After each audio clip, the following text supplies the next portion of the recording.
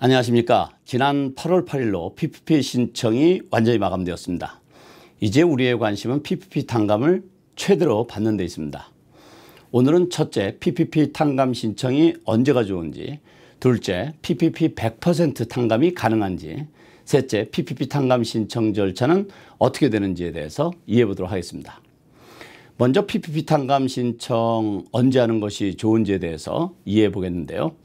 SBA에 따르면 지난 8월 8일 마감된 PPP는 500만 비즈니스에게 약 5,250억 달러를 융자한 것으로 통계가 되었습니다. PPP 융자를 일찍 받으신 분들은 4월 달에 받았고 대부분의 분들은 5월부터 본격적으로 펀딩이 되었습니다. PPP 융자는 60% 이상 페이롤 코스트로 지출되면 탕감되는 융자이기 때문에 많은 스몰 비즈니스로부터 인기가 많이 있었습니다. 아시다시피 PPP 탕감은 PPP 융자를 받은 은행을 통해서 신청해야 합니다. 각 은행들이 탕감 신청에 대한 안내를 시작했습니다. 아직 아무런 연락을 받지 못하신 분들은 PPP 융자한 은행 또는 랜더에게 연락해서 PPP 탕감 신청과 관련된 정보를 요청하시는 것이 좋겠습니다. PPP 탕감 신청과 결정은 SBA 가이드라인을 따르기 때문에 은행마다 절차나 방법 또는 필요한 서류가 약간 차이가 있을 수는 있지만 거의 같을 것으로 생각됩니다. PPP는 24주 동안 지출한 내역을 기초로 탕감 신청을 하게 됩니다. 그렇지만 8주 이상이 지나고 24주가 되지 않았어도 준비가 되면 신청할 수는 있습니다. 24주는 주 7일로 계산하면 168일입니다. 이 날짜 계산은 융자받은 날로부터 계산하면 됩니다. 예를 들면 5월 15일이 융자받은 날이라면 5월 16일부터 계산해서 168일자가 되는 날인 10월 30일까지를 24주로 계산하면 되는 것입니다. 물론 이 날짜는 PPP 탕감 기간을 어떤 것을 선택하느냐에 따라서 달라질 수 있습니다. 첫째는 covered period, 즉 융자를 받은 날로부터 계산하는 방법이고, 둘째는 alternative payroll covered period로 융자 받은 날이 아니고 융자 받은 날로부터 첫 번째 돌아오는 페이롤 지급일부터 계산하는 방법입니다. 어떤 방법을 선택하든 168일, 즉 24주 동안 발생한 페이롤 코스트와 넌 페이롤 코스트를 정리해서 신청하시면 됩니다. 4월에 융자를 받은 적지 않은 비즈니스들은 PPP를 거의 다 사용했습니다. 이렇게 일찌감치 지출을 마친 비즈니스들은 PPP 탕감 신청을 꼭 24주가 지나지 않아도 신청할 수 있습니다. 그렇지만 PPP 탕감 신청을 구태여 서둘러야 할 필요가 없다고 생각됩니다. 그 이유는 첫째, PPP 탕감에 대한 규정은 지금도 진행 중입니다. 예를 들면 가장 가깝게 SBA에서 Q&A를 통해서 업데이트한 날짜가 8월 11일입니다. 8월 4일 업데이트하고 일주일 만에 추가 업데이트를 또 한 것입니다. 따라서 이러한 SBA 결정을 좀 더 지켜보고 신청해도 늦지 않는다는 것입니다. 두 번째는 PPP 탕감액에 대한 세금 문제입니다. 현재는 탕감받은 PPP 융자금은 과세 대상으로 소득으로 보고해야 합니다. 이렇게 되면 스몰 비즈니스들은 PPP 융자 받은 것에 대한 실질적인 혜택이 경감되게 됩니다. 그래서 미국 공인회계사협회와 일부 의원들은 이 PPP 탕감 금액은 과세 대상에서 제외해야 한다고 주장하고 있는 것입니다. 지금까지는 문호신 재무장관이 PPP 탕감 금액은 과세 대상이라고 못 받고 있지만 이것 역시 상황에 따라서 변할 수 있는 여지가 있습니다. 두 번째는 PPP 탕감 100% 가능할까입니다.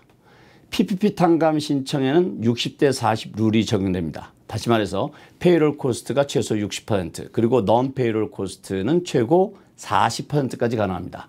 따라서 이 비율을 잘 이해하셔서 신청하는 것이 중요합니다. 24주 동안 PPP 융자금의 60%를 페이롤 코스트로 지출해야 하는데 단순한 샐러리와 웨이지만이 아니라 덴탈을 포함한 직원들의 건강보험료, 은퇴연금 그리고 주정부와 로컬 정부에 납부한 세금이 모두 포함됩니다.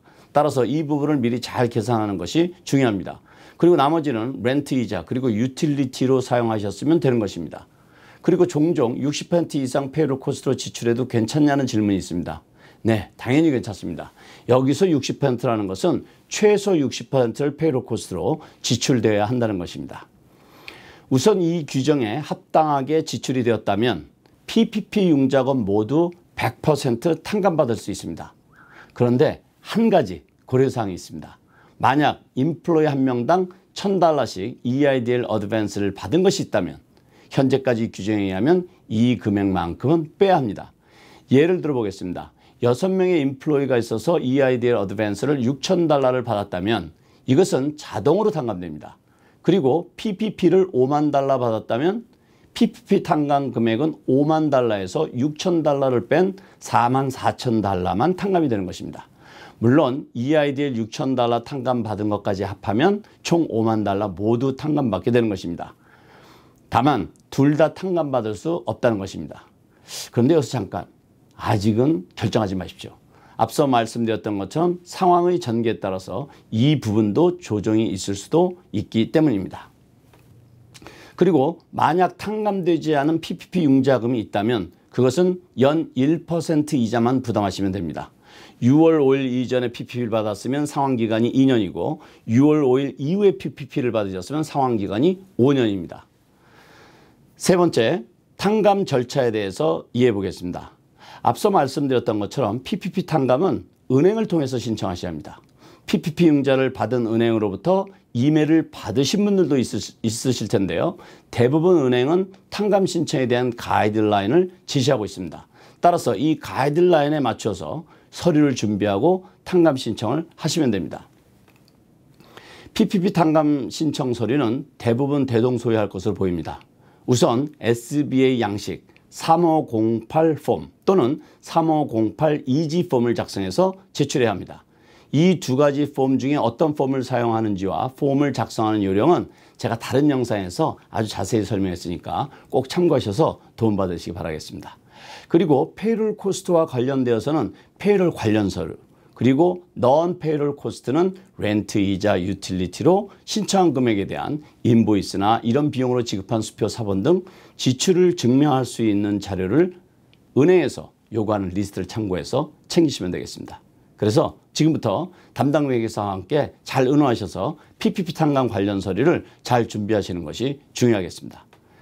탕감의 최종 결정은 SBA에서 하지만 실무적인 결정은 은행에서 하게 됩니다. 따라서 은행에서 요구하는 서류를 잘 정리해서 준비하는 것이 탕감 결정하는 데 가장 중요한 과정이라고 생각하시면 되겠습니다. 그러면 탕감 신청을 내가 PPP 받은 은행에 신청하면 어떤 절차로 탕감 금액이 결정되는지를 이해해 보겠습니다. 우선 신청서를 접수받은 은행은 60일 내에 서류 심사를 마치고 SBA로 탕감 신청 허락을 요청합니다. 이때 탕감 금액이 사실상 결정되게 됩니다. 그러면 SBA에서는 은행에서 요청한 서류를 기초로 90일 내에 탕감 여부를 최종 결정합니다. 결국 탕감 신청을 하면 최고 150일, 약 5개월 정도 소요가 되는데 이것은 모든 일정이 최장일 경우입니다. 예를 들면 은행에서 30일 내에 검토해서 SBA를 제출하고 SBA에서 30일 내에 결정한다면 2달 만에도 탕감이 확정될 수 있는 것입니다. 오늘 말씀드린 것을 정리해 드리겠습니다. 첫째, PPP 탕감 신청은 24주가 지나서 신청하시면 되고 서두르실 필요가 없습니다.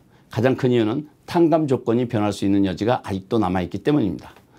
둘째, PPP 융자는 100% 탕감이 가능합니다. 다만 EIDL 어드밴스를 받으셨다면 이것은 공제해야 합니다.